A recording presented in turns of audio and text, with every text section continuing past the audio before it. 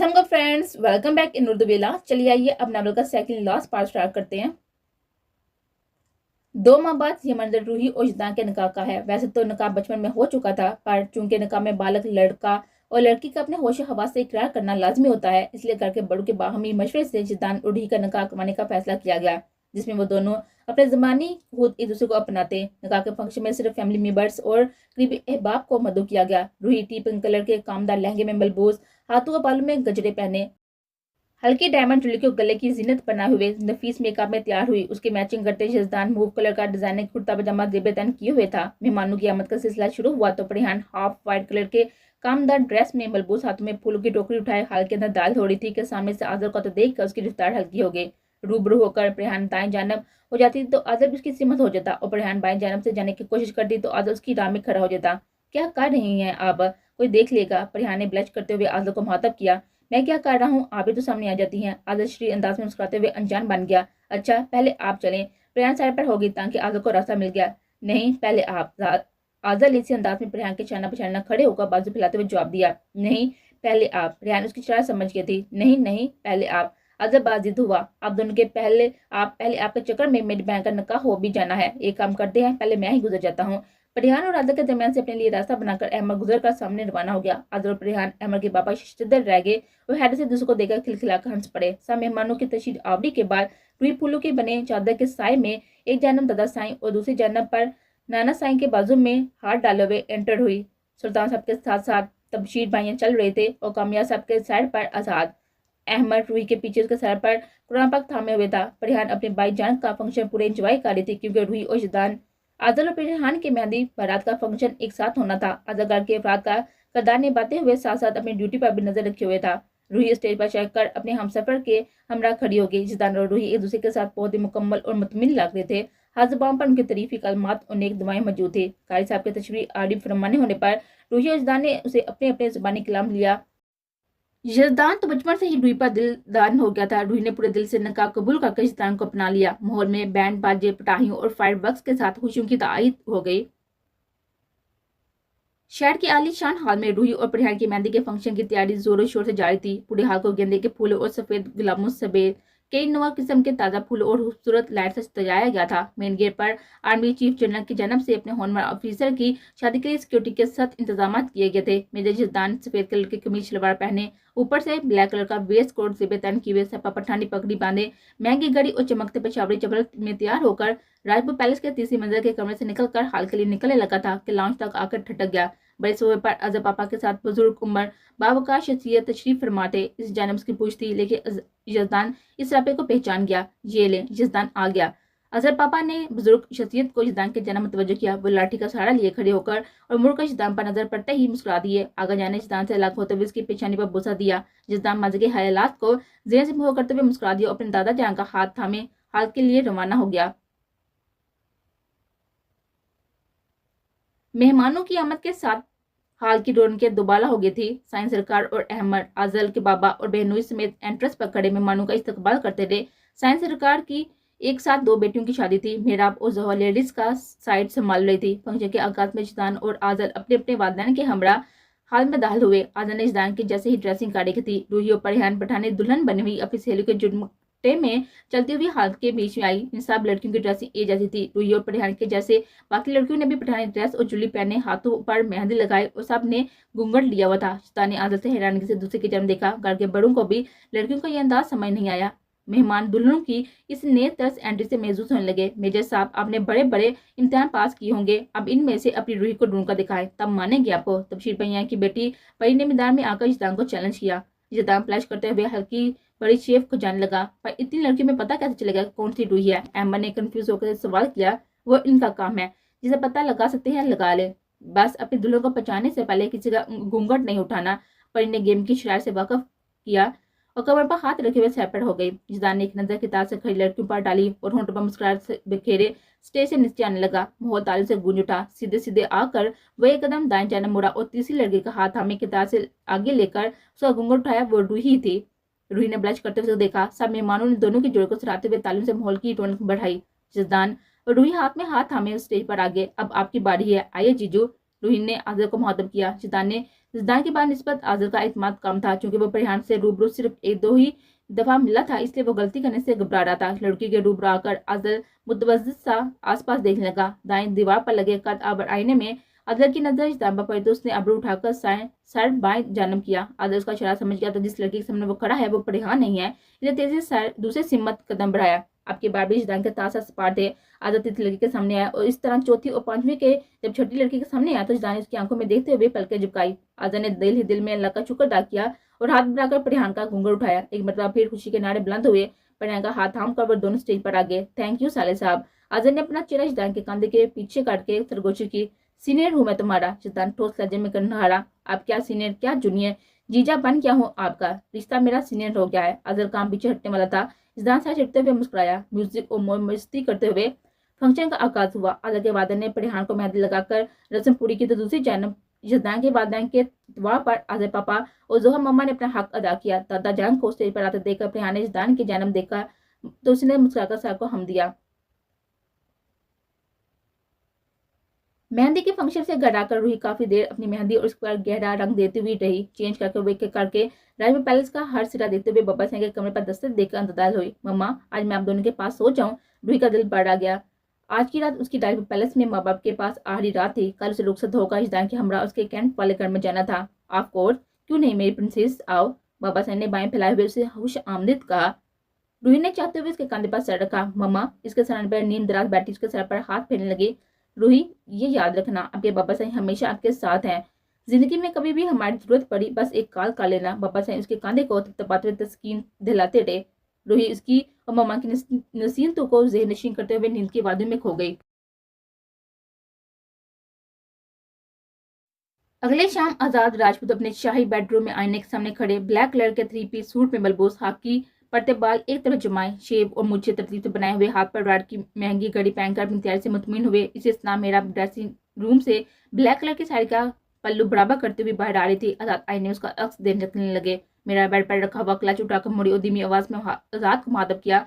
आजाद महमूद नजर को देखते हुए मुड़े। कदम चलकर वो मेरा के करीब आए, उसके कमर पर बाजू मैल करके अपने करीब किया। आजाद, हमारी बेटी की शादी है आज। मेरा ने उसके सीने पर हाथ रखे मौके की निस्बत याद दिलाई। मेरा, तुम जब जब इतना प्यार से बुलाती हो तब तक मेरा दिल तुम्हारी सदा को नए सिरे से महसूस करता है। तुम्हारे लहजे की मठास, इस गुर्बत का नशा मुझसे मोहब्बत के नए रंग भर देता है। आजाद ने मेरा वो सीने से लगाते हुए सुकून का सांस लिया। थैंक यू मेरी लाइफ में आने के लिए, मेरी जिंदगी खुशियों से बनने के लिए, मुझे इतने प्यारे बच्चे देने के लिए, हर हाल में मेरा साथ निभाने के लिए। आजाद के कंधे पास चढ़ के मेरा उसके हर लफ्ज को महसूस करने लगी। मैंने वही किया जो हर जोजा का अपने शोहर की तरफ फ्राइज है। थैंक्स, मुझे करना चाहिए मुझसे इतनी मोहब्बत करने के लिए। मेरा मुश्कुर होते हुए उसके बाहों से अलग हुई, उसके बाजू में अपना हाथ डाले कमरे से निकल गई। परिहान और रूही पार्लर गई हुई थी। अहमद बाबा साईं से मैचिंग करते हुए ब्लैक 3 पीस सूट बूट में तैयार था। बकाया फैमिली जल्दी जल्दी अपनी तैयारी मुकम्मल करके हाल के लिए निकलने लगे।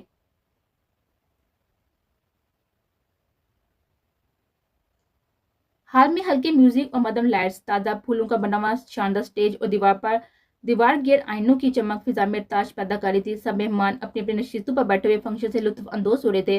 ढोल और बाजे के साथ ब्लैक करके चमकीले शेरवानी और मैचिंग पगड़ी पहने हुए शाज पशाज तैयार जिदान की एंट्री हुई। उसके अंदाज में डीप रेड कलर के डिजाइनर लहंगे में मलबूस हैवी मेकअप और गहरे रंग की मेहंदी लगाए हुए खूबसूरत ज्वेलरी सेबे तन किए हुए दुल्हन के रूप में सजी रूही दाल हुई। जिदान अपनी शादी संग ये रूप देख कर फदा हो गया। इसकी मोहब्बत, उसकी बचपन की मनकूबा, उसकी दुल्हन बनी हमेशा के लिए इसकी हमसफर बनने जा रही थी। स्टेज तक आकर जिद्दान ने अपना हाथ बढ़ाकर रूही को स्टेज पर चढ़ने में मदद की। एक दूसरे के साथ खड़े जिद्दान और रूही की जोड़ी देखने वालों को बहुत भाई जाती। कुछ निजी न्यूज रिपोर्टर इनकी शादी की सुर्खियां अपने वेबसाइट पर शेयर करने में मगन थे। पहले जोड़ों की तरह दूसरे जोड़े का इस्तकबाल भी इसी जोशो हरोश से किया गया। आजा गोल्डन एम्ब्रॉयडरी के शेरवानी में तैयार हुआ था और रेहान हल्के शरबती सुरह रंग लहंगे में। मेहमान कभी जिद्दान और रूही की जोड़ी को सराहते तो कभी आदल और रेहान की जोड़ी को सताइशी अंदाज में देते। रुश्त के वक्त रेहान अपने भाई जान से लगी बहुत रोई। इस वक्त रेहान को दिलासा देते आप निदा होते जिद्दान को अपने मम्मी और बाबा की बहुत याद आई थी। रूही का काफी देर बाबा साईं के सीने से लगी रही। जिंदगी का कदर यही तो दस्तूर है, बेटी को बाप के घर छोड़कर ससुराल जाना होता है। ढेर सारी दवाएं लेकर रेहान आदर के साथ और रूही जिद्दान के साथ रुखसत कर दी गई। रूही का इस्तकबाल तोहर आजा ने भरपूर अंदाज में किया। वो जिद्दान का हाथ थामे कैन के इस नफीस घर में दाल हुई। राजपूत पैलेस की निस्बत घर छोटा था पर बहुत इसे आला दर्जे के फर्नीचर और इंटीरियर से सजाया गया था। रूही जोहा पोपो के साथ जिद्दान के बेडरूम में चली आई और जिद्दान आजर पापा और छोटे भाई के साथ कुछ देर लॉन्च में बैठा रहा। रूही को फूलों से सजे बेड पर बैठाकर जोहा मोहब्बत से रूही के गाल पर हाथ रखे गोया हुए, जिद्दान बहुत अच्छा है, मैंने हमेशा सगे माँ बाप से बढ़कर हमारी इज्जत की है, हमारे बेटे को बड़े भाई की तरह प्यार दिया है, मुझे यकीन है वो तुम्हें बहुत खुश रखेगा। जोहा पुप्पो ने से लाड किया और कमरे से बाहर निकल गई। रूही कमरे के सजावट का जायजा लेते हुए ब्लश करने लगी। जिद्दान की तारीफ पर उसे अपनी किस्मत पर रश्क हुआ था। वो इन्हीं सोच में गुम थी जब दरवाजा खुलने की आवाज पर वो नजरें नीचे करके अपने हाथों को देखने लगी। जिद्दान कमरे में दाखिल हुआ और बेड के किनारे बैठकर अपनी दुल्हन को देखने लगा। उसके मुआतर खामोशी पर रूही ने गन्नी पलके उठाकर हिनानी बन नजर उसको देखा। जिद्दान ने जगटा उसको देख रहा था। क्या सारी रात देखते ही रहोगे? रूही ने ब्लश करते हुए शिकायत की। जिद्दान हंस पड़ा, उसे बाहों में लेने लगा पर रूही ने उसके सीने पर हाथ रखकर रोक लिया। पहले मेरी मुंह दिखाई, अपनी हथेली उसके आगे करके रूही ने जिताते हुए पूछा, ये चेहरा तो बचपन से मेरी आंखों में बसा है, फिर मुंह दिखाई कैसी? जिद्दान ने महसूस होते हुए चांदे चुकाए। ये हर दुल्हन का हक होता है, चले मेरी मुंह दिखाई दे, रूही ने हकमान अंदाज में कहा। जिद्दान ने बसम होते हुए साइड टेबल का दराज खोला और एक ज्वेलरी बॉक्स निकाला। इस ज्वेलरी बॉक्स में सोने की बड़ी और मोटी चेन थी जिसमें इन्फिनिटी के निशान वाला पेंडेंट बना हुआ था। इस निशान के एक सिरे पर जिद्दान और दूसरे पर रूही का नाम लिखवाया गया था। इन दोनों के नाम एक दूसरे से शुरू होकर एक दूसरे पर ही खत्म हो रहे थे। रूही ने मोहब्बत पास नजर से इस चेन को देखा। जिद्दान ने हाथ बढ़ाकर अपने हाथों से वो चेन रूही को पहनाई। वो कुछ शहजादी साई। जिद्दान अपनी मोहब्बत पर दुनिया भर देने को तैयार था। मुझसे इतनी मोहब्बत मत करो जिद्दान, मैं इसका हक कैसे अदा करूंगी? रूही को कई सारे अंदेशों ने घेर लिया। मेरा बस चले तो पूरी दुनिया तुम्हारे कदमों में रख दो मेरी जान, जिद्दान ने वार्तगी से कहते हुए रूही के लजरते होंठों पर अपना लम्स छोड़ा। रूही उसके लम्स पर किस्मत सा सी गई। उसके चेहरे के एक एक नक्श को चुमता जिद्दान साथ साथ रूही की झोली खोलने लगा। रूही की धड़कन तेज होगी, वो कभी शर्माती तो कभी उसका साथ देती। अपने आप को दुपट्टे और झुल्ली से आजाद करने लगे। जिद्दान के दिए के तोहफे को छोड़कर बाकी झुल्ली उतार कर जब जिद्दान ने उसकी कमर पर उसकी गर्दन पर अपना कब्जा जमाया तो रूही ने सांस रोकर मजबूती से जिद्दान को थाम लिया था। आज अपने बेड पर नींद रात लेटे वॉशरूम के बंद दरवाजे को देख रहा था। प्रिया लहंगा चेंज करके नाइट ड्रेस में मलबूस लंबे खुले बालों को सेट करती बाहर आई तो आजाद की नजरें खुद पर जमी देखकर ब्लश करने लगी। हमेशा की तरह शादी के हॉट फंक्शन पे प्रिया हिजाबी दुल्हन बनी थी, इसलिए पहली मर्तबा उसके लंबे बूढ़े बालों को देखकर आज उस पर से नजरें हटा नहीं सका। प्रिया ड्रेसिंग मिरर के पास गई और बालों को बांधने लगी। जब उसने अपने हाथों पर आजाद का लम्स महसूस किया, रहने दो, अच्छी लग रही हैं, आजाद ने महमूद अंदाज में कहते उसे बाल बांधने से रोका। प्रिया की झुकी नजरें आजाद की धड़कनें बढ़ा रही थी। उसे हाथ से थामे बेड के पास लिया और पहले खुद लेकर प्रिया को अपने ऊपर गिरा दिया। उसके खुले बाल आजाद के चेहरे पर आ गए थे। प्रिया खुलकर मुस्कुरा दी, उसके चेहरे पर से अपने बाल हटाने लगी। आजाद ने उसकी कलाई मजबूती से अपनी गिरफ्त में ले ली और उसे अपने करीब करके इसी अंदाज में उसके बालों के साय में उसमें झुके अपनी मोहब्बत निछावर करने लगा।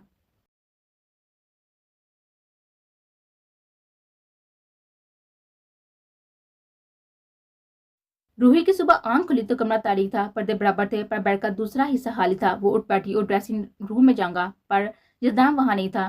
फ्रेश होकर जिद्दान को सदा देती हुई कमरे से बाहर आई। गुड मॉर्निंग शहजादी साईं। जिद्दान की जगह काउंटर पर खड़े नाश्ते का इत्माम कर रहा था। गुड मॉर्निंग, पुप्पो कहाँ है? रूही ने जिद्दान को खुद काम करते देखकर सवाल किया। वो सुबह सुबह ही चली गई, जिद्दान ने मसरूफ अंदाज में जवाब दिया। रूही से सताते हुए किचन में दाঁড় आई और पीछे से जिद्दान को गले लगाया। हटो, मैं करती हूँ। रूही से परे हटाकर खुद कुकिंग करने लगी। जिद्दान ने महसूस होते हुए आईब्रो उठाए। मुझे शादी की सुबह ही अपना निजाम हाजमा हराम नहीं करना। जिद्दान ने वापस अपनी जगह लेनी चाहिए पर रूही नहीं हटी। इतनी भी बुरी नहीं हो कुकिंग में, रूही ने अमलेट पलटते हुए कहा। जिद्दान ने हमार अलू निगाहों को देखा और पीछे से आकर उसके गिर्द बाजू मैल करते हुए उसके हाथों को पकड़कर मदद कराने लगा।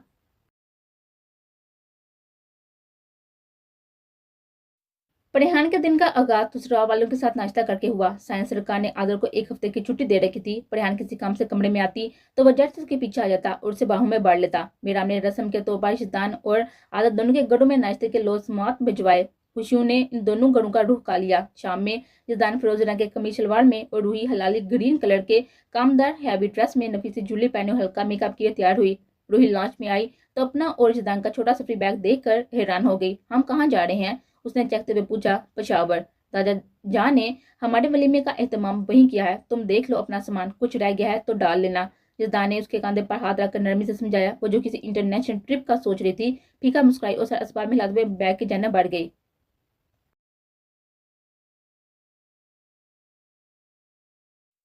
बाय एयर वो जल्द पेशावर पहुंच गए। एयरपोर्ट पर आगा जान और जिदान का ताया ने नए जोड़े का इस्तकबाल बड़े धूमधाम से किया। रूही चादर साड़ पर लिए हुए जिश्तव्यून सबसे मिली। बशीन खान की हवेली 4 सदा की सबसे बड़ी और आला हवेली में सरफरोश थी। दादी जान जिदान को सीने से लगाए सफी की याद में खूब रोई। बस करो, खुशी का मौका है, नहीं दुल्हन कार आई है। आगा जान ने बेगम को टोका। माशाल्लाह माशाल्लाह, इतनी प्यारी दुल्हन लाया है छोटा हाथ। दादी जान ने रूही की नजर उतारते हुए तारीफ की। रूही को सबसे अलग ऊंची गद्दी पर बिठाया गया। वो हैरान होती उनकी सारी रस्में फॉलो करने लगी। पलवशे से तैयार करो, कबीले की औरतें आती होंगी मारा। दादी जान ने नवासी को सदा लगाई। पर मैं तो पहले से तैयार हूँ। रूही ने पहली दफा खामोशी तोड़ी। इतना तैयार तो हमारे यहाँ लड़कियां आम दिनों में भी नहीं होती भाभी। फिर आप तो दुल्हन हो। पलवचन ने रूही के सिर्फ लिपस्टिक्स और आई लाइन्स को देखकर तबसरा किया। इसके तबसरे पर रूही मुसर्रिफ होते हुए फीका मुस्कुराई। पलवचे बाकर गई और अपने मेकअप की चीजें लाकर रूही को तैयार करने लगी। अव्वल तो उसने ड्रेस के मुताबिक रूही की आंखों पर ग्रीन कलर का शेड लगाया, फिर आंखों पर काजल बढ़ा, रुखसारों पर सुर्ख रंग का ब्लश लगाया, जिसे बाद में रूही ने टिश्यू पेपर से कदे कम कर दिया। तेज सुर्ख रंग की लिपस्टिक लगवाकर उसने रूही के बालों पर परांदा बांध कर हाथों से बनी ज्वेलरी से लैस कर दिया। थोड़ी देर में कबीले की औरतें रूही से और मर्द हजरात इस्तान से मिलने आ गए। यही इनका वलीमा था। हवेली के अकबी हिस्से में बड़ी बड़ी देगे पक रही थी, जो थोड़ी देर में इन मर्द खवातीन में तकसीम होने वाली थी। बिरयानी और पेशावरी कढ़ाई के साथ साथ टिक्का कबाब और मीठे में शीर हुरमा सरफरिज था। रूही ने सबज रंग का बनारसी चादर सर पर लिया हुआ था। वलीमे में आई हर खातून रूही का घुंघरू उठा उसको देखती और आगे बढ़ जाती। ये सिलसिला तकरीबन 2 घंटे तक लगा रहा। रूही को जितान की याद बुरी तरह से सताने लगी, लेकिन न जाने उसका बैग कहाँ था, उसका मोबाइल किसके पास था, उसे किसी चीज की खबर नहीं थी। वो तो बस 3 घंटे से एक ही जगह पर बैठी खुद को देखने वाली को मुस्कान से नवाज का सर झुका लेती। दोनों हल्के बढ़ जाने के बाद दावत का आगाज हुआ। तकरीबन पूरे कबीले की दावत दी गई थी और तकरीबन खत्म होते हुए रात हो गई। भाभी अब आप थोड़ी देर आराम कर लो, रात खाने पर मैं लेने आ जाऊंगी। पलवशे से दूसरी मंजिल के आखिरी कमरे पर ले गए। पलवशे जिसदान कहाँ है? रूही से पूछे बगैर रहा नहीं गया। लाला तो दादाजी के पास हिजड़े में बैठा हुआ है, उसका दीदार तो आपको रात में अंधेरे में ही मिलेगा। पलवशे ने भी पठानी लहजे में रूही को तंग करने लगी। रूही तंग होने की बजाय तब गई थी, पर जबरदस्ती मुस्कुराकर सर को जन्मिश दी। पलवशा दरवाजा बंद करके चली गई तो रूही बैठ के जाना बढ़ गई। बेड पर पड़े अपने हैंडबैग से मोबाइल निकालकर उसने जितान को 2-3 मरतबा कॉल मिलाई, पर वो हर मरतबा कॉल काट देता। जितान कहाँ हो तुम? I miss you. रूही ने मुंह बनाए सोचा और उसी मेकअप और ज्वेलरी में लेट गई। वो दिन भर का सफर और फिर वलीमे की तकरीब में बैठे बैठे इतना थक गई थी कि सर रखते ही सो गई। जदान दिन भर बड़े बुजुर्गों के मोबाइल बैठा रहा कि मतलब उसका रूही को देख आने या उससे बात करने का दिल किया, पर वो पश्तून सकावत के हाथ पर पाबंद रहा। रात डिनर करने के बाद जितान सबके सो जाने के बाद तबे कदम दूसरी मंजिल के आखिरी कमरे में आया, जो कभी उसके बाबा का कमरा हुआ करता था और आगा जान ने वही कमरा सभी के बच्चों के लिए महसूस करवाया था। जितान ने हल्की दस्तक दी तो दूसरी दस्तक पर रूही ने दरवाजा खोला। जितान रूही को देखे बगैर अंदर दाखिल हुआ और दरवाजा बंद करके मुड़ा कर ठटक गया। अब दूसरे रूही को पहचानने में गलती हो गई थी, पर उसका हैवी मेकअप देखकर जितान को हंसी आई, जो उसने मसनूई खांसते हुए रोक ले। हंस लो, पर मैंने तुमसे बहुत नाराज हूँ। रूही ने आंखें दिखाई। जसदान उसके करीब आया और बाहों में बढ़ना चाहा, पर रूही ने कांधा चुकाकर उसे पीछे कर दिया। वैसे इतना त्याग किसने किया है? उसकी नाराजगी को खाते में न लाते हुए जसदान ने उसे पीछे से थाम कर उसके कांधे पर अपने थोड़े रखे। तुम्हारी वो कजन है, रूही ने मुंह बनाए हुए जवाब दिया। वलीमे में आई औरतें डर कर बेहोश तो नहीं हो गई? जसदान बकायदा से तंग करने लगा। नहीं, सब तारीफ कर गई हैं। रूही का जवाब संजीदा था। तारीफ? और इस मेकअप के साथ? जिदान ने उसका रूह अपने जन्म घुमाया। मेरी काल क्यों काट रहे थे? रूही नाराजगी का एहसास जताने लगी। बड़े बुजुर्गों में था, सब मेरी जाने ही मुतवज्जो थे, कैसे उठाता? जिदान ने इस माहौल की नवेज समझाई। चलो मुंह हाथ धो करा, मुझे मेरी अपनी रूही चाहिए। जिदान ने उसके सुरह रुखसार पर चुटकी काटी। रूही काल से लाते हुए उन करते हुए वॉशरूम में चले गए। वो चेंज करके और मेकअप धोकर वापस रूम में आई तो जिदान को भी चेंज किए हुए नाइट ड्रेस में मलबूस था। अब लग रही हो ना मेरी शहजादी। जिदान ने रूही के गिर्द अपना हसारा बनाया और जीबा कर देखने लगा। रूही उसकी महमूद नजर से ब्लश करने लगी, पर जिदान ने बाजू का हल्का मजबूत करके उसके जाने की कोशिश को नाकाम बना दिया। अच्छे से देख लेने दो, ये सब तो अभी 3 दिन चलेगा। जिदान ने उसकी झुककर रूही के कान की लो पर लब रखते हुए सरगोशी की। या अल्लाह, 3 दिन? रूही का दिमाग वही अटक गया। अब जो सिर्फ आधे कबीले की दावत हुई है। जिदान ने मजीद वजाहत दी। रूही का मूड बिगड़ गया और उसके हसास से अलग होकर बेड पर बैठ गई। शहजादी साईं, हम यहाँ हमेशा के लिए थोड़ी आए हैं, पर जब तक यहाँ है यहाँ की रवायात और रस्मों को एंजॉय करो, ये भी हमारी यादों का हिस्सा है। जिदान उसे कायल करने की कोशिश की। रूही कायल हो भी गई। इसे मुस्तहिक अंदाज में मुस्कुराकर हामी बढ़ी।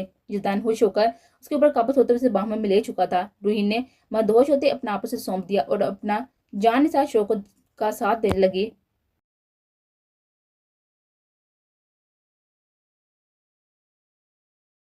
सुबह सुबह उसकी आंख दरवाजे के खटखटाने जाने पर खुली। रूही ने जिदान के सीने पर से सर उठाकर दीवार पर लगी घड़ी देखी, जिसमें सुबह के 6:45 बज रहे थे। भाभी, बेबे आपको बुला रही हैं। दस्तक के साथ ही बच्चे की हल्की आवाज गूंजी। रूही ने एक नजर जिदान को देखा। उसकी गहरी सांस से ये तस्दीक दे गई थी कि वो सो रहा है, इसलिए उसकी नींद हड़प होने से पहले रूही तेज से बेड पर से उतरी और दरवाजे के हुक पर टंगा अपना चादर पूरा अपने ऊपर फैलाकर दरवाजा खोला। बस 10 मिनट में आती हूँ। दरवाजे के दर्द से सर निकाल कर रूही ने बच्चे को आगाह किया, वो सर को हम देकर चली गई। रूही की आंखें अभी नींद में बड़ी हुई थी। उजदान को सुता देकर रूही वापस उसके सीने से लाकर सोने का दिल किया, पर नींद मजीद गालिब आने से पहले वो सर झटक कर नहाने चली गई। रेड और गोल्डन कलर के मुंतशिर करदा कामदार हैवी ड्रेस पहने, इस पर गोल्ड की ज्वेलरी पहने, गले की जीनत बनाए, वो आईने के आगे झुकी रेड लिपस्टिक लगा रही थी जब जिदान उसके पास आया। इतनी सुबह सुबह इतनी तैयार, बारी लाइट में कहते हुए रूही के बालों में चेहरा छुपाकर ताजा महक से महसूस होने लगा। उसके होंठ पर अपनी गर्दन पर रेंगते हुए महसूस करके रूही कांप उठी। जिदान, तैयार होने दो, दादी जान ने बुलाया है, पहले ही मुझे इतनी देर हो गई है। रूही रोमांस के मूड में बिल्कुल भी नहीं थी। इसने कद झुकाकर उसको खुद से दूर किया। जिदान ने आईब्रो उठाकर उसके कलाई दबोच कर उसका रूह अपनी जानब किया। उसके चेहरे के वो तासरात देखकर रूही शाक हो गई। इतने अरसे बाद जिदान उसे न्यूयॉर्क की तंग गली वाला ये भी लगा था। मैं चाहूँ तो 2 मिनट में ये सब हड़प कर सकता हूँ। मैंने अपनी मोहब्बत के साथ न पहले कभी कंप्रोमाइज किया है, न कभी करूंगा। जो मेरा है वो सिर्फ मेरा है, उसके आसपास किसी और का साया भी बर्दाश्त नहीं है। जिदान का जुनून उसके लफ्जों में साफ जाहिर था। रूही धड़कते दिल के साथ उसको देखने लगी। जिदान ने रूही की कलाई उसकी कमर से लगा दी और अपना दूसरा हाथ रूही के कान के पीछे रखकर उसकी थोड़ी ऊपर को उठाई और उससे पहले उस पर जूता दरवाजे पर फिर दस्तक हुई। भाभी, आप तैयार हो गई हैं क्या? बेबे मुंतजिर है। जिदान ने उस पास एक गिफ्ट आजाद की और बिना कुछ के वाशरूम में बंद हो गया। रूही ने सुकून का सांस लिया और तेज से आईने में एक नजर खुद पर डालकर चेयर की पुष्ट पर रखा अपना ड्रेस का दुपट्टा सर पर लिया और कमरे से बाहर निकल गई।